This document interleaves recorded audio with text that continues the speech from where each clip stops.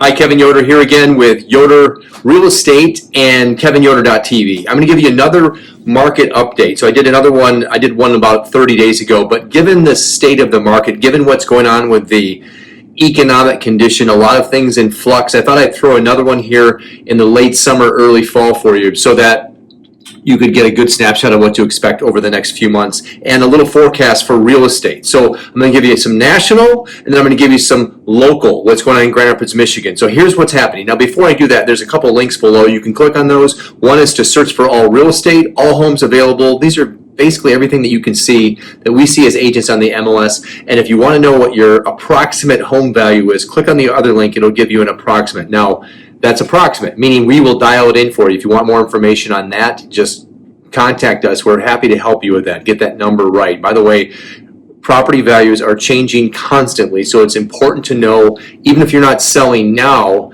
be up to date on that at least once a year at the very minimum, and maybe twice a year. And you contact an agent that you know, like, and trust to give you that information. If you don't have somebody in your life like that, we're happy to help you. Okay, let's talk about what's different between this year and last year. So this is a national stat. Home sales numbers, just the total home sales numbers is up 25% from July of 2019 to July 2020.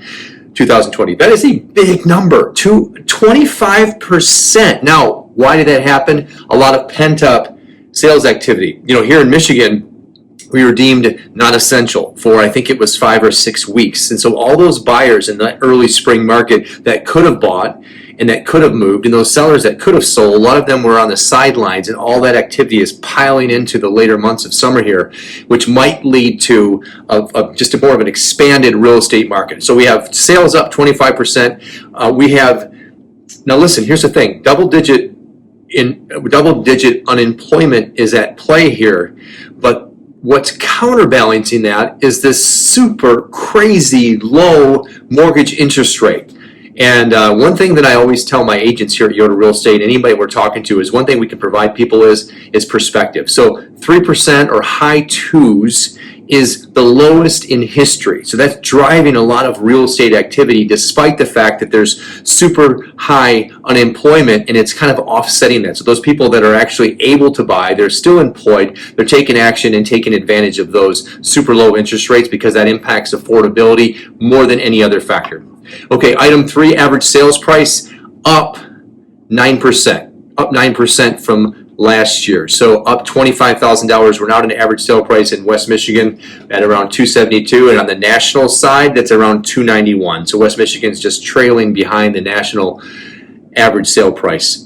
Now, we're still a seller's market, and how do we know that? Based on days on the market. Nationally, days on the market is around 90 days. Here in West Michigan, we're sitting at still under 30 days. That puts us in a very low inventory environment, which is a seller's market. A more healthy, balanced market would be more like 5 or 6 months on the market, which would mean there'd be enough homes and an equal amount of buyers that would absorb that inventory and allow people to navigate around a lot easier. And now it's just more challenging for buyers, and there's a lot more multiple offers because of the low inventory and increased demand. So what's the forecast? The forecast, now by the way, I've got this, and I'll put a link down below. The chief economist for the National Association of Realtors, Lawrence Young, put out a report late July that gave us a lot of this information, but he's forecasting that interest rates should stay around 3%. So if you're thinking about making a move, understand that that interest rate, 3%, even if it's 4%, it's still super low from the historical viewpoint. So something to keep in mind. That will not be there forever, but for the short term, for sure. So we're trending this way when it comes to behavior. People are moving to the suburbs more and more, and they're considering larger homes to take advantage of the home office scenario, which would mean at least one more bedroom to make that home office a real thing. So there's your snapshot. I'll put a link below which will give you all this information. You can read more if you want to, and if you need to reach out for any reason, anything you want us to dial into for you, want more information about your home's value, or if you need to buy a home contact us here at Yoder Real Estate. We are here to help, and we are in tune with the market conditions, and we want to be able to relay that information to you so that you can make an educated decision on what is the best time for you and what is your home's value, and should I buy or should I wait. Kevin Yoder here again with Yoder Real Estate and KevinYoder.tv, and we'll look forward to talking with you soon. Bye-bye.